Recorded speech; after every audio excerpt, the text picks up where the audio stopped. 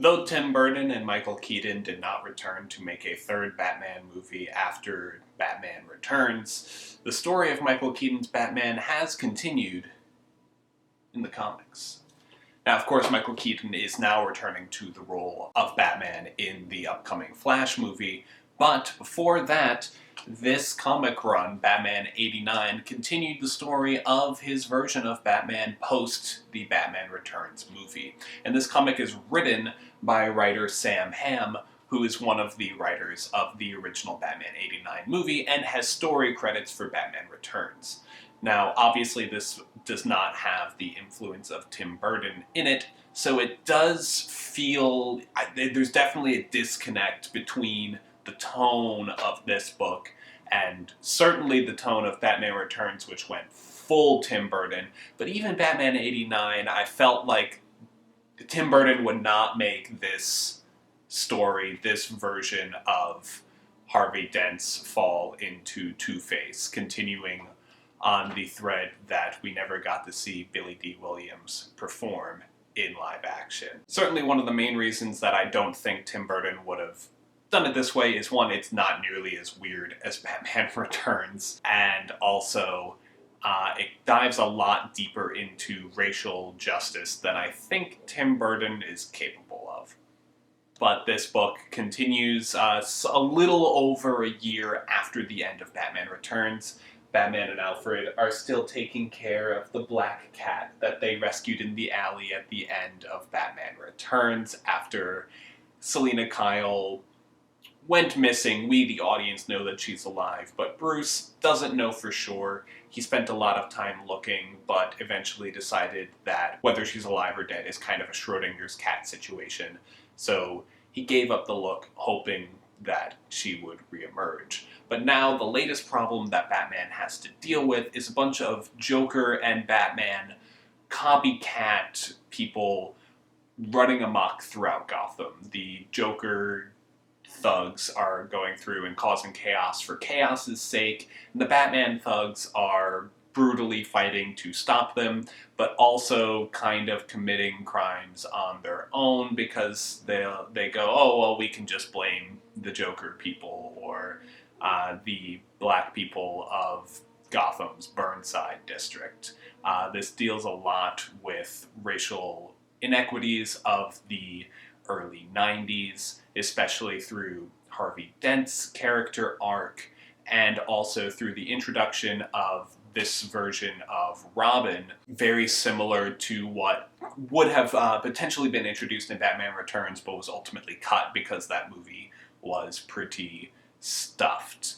The way that the character is drawn in here is very similar to the actor that was cast for that, and fits in very nicely to the story and challenges this version of Bruce Wayne's morality and what crimes he chooses to pursue, how he chooses to work as Bruce Wayne to make Gotham a better place, and what a better place even means in a city that is so corrupt and so unfair and inequitable to its black population. Harvey Dent straddles those two worlds, and just as it seems like he's beginning to get everything set to make Gotham a better place, to propel himself politically to a position where he can do some real good, his accident happens in a fire. He gets acid burns down his face while he's in the hospital recovering, or hopefully recovering because this could be a deadly injury to him. He has a vision of the alternate universe where his rescue attempt of Robin in the burning building is successful. He's lauded as a hero. He gets to do everything that he wants to do. He gets to become governor. He gets to take down Commissioner Gordon, who is a political rival of his in this book. He gets to expose that Batman was actually an army of Batmen privately funded by Bruce Wayne to work with Gordon to fight the crime the easy way but not the right way, and to help put the black people of Burnside down. He's lauded as a hero, and then he snaps out of it.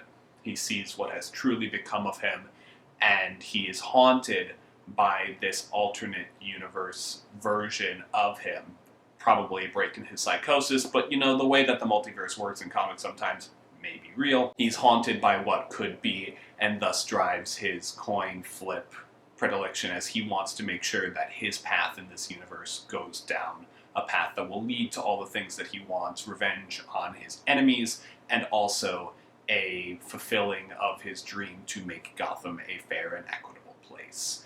It's a really interesting turn of events. Even if you're not a comic book fan, but you are a fan of Batman '89, I highly recommend reading it. It feels a lot more tonally similar to the noir style Batman '89, definitely due to the writer Sam Hamm.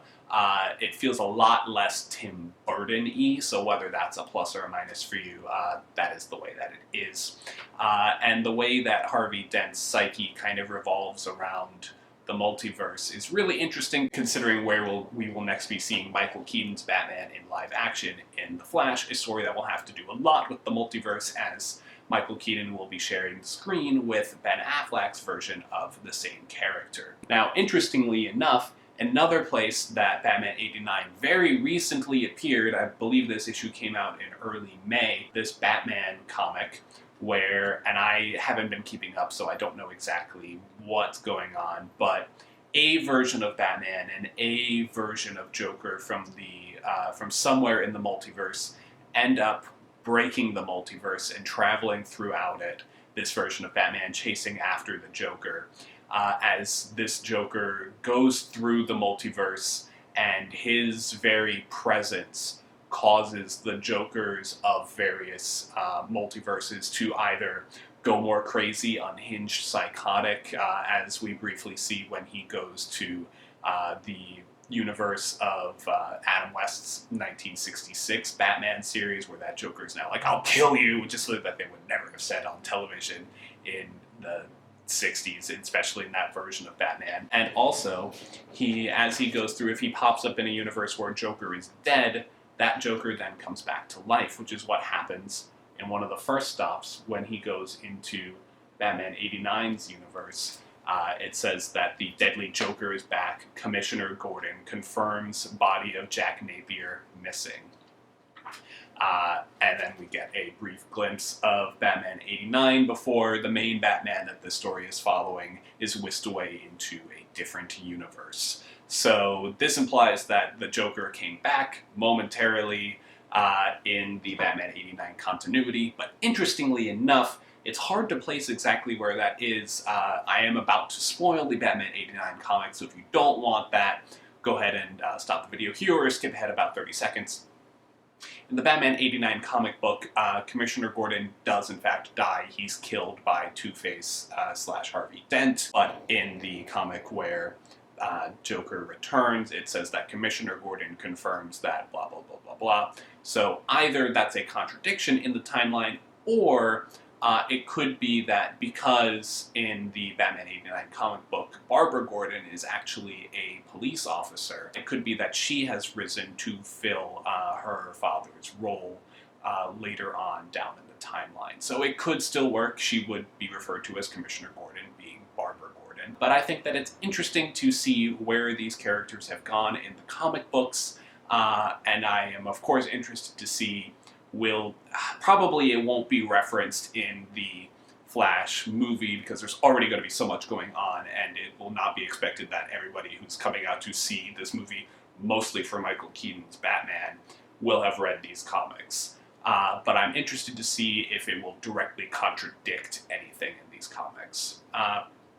But even if it does, I thought that the Batman '89 comic was a fun read, an interesting one to be sure, and actually explored the Bruce Wayne Batman character a lot deeper than I think the Batman Returns or even Batman '89 did.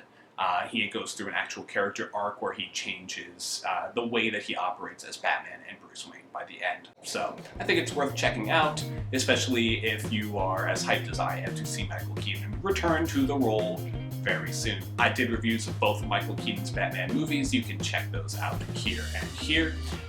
Thank you so much for watching. Let me know what you think down in the comments below, and have a good week.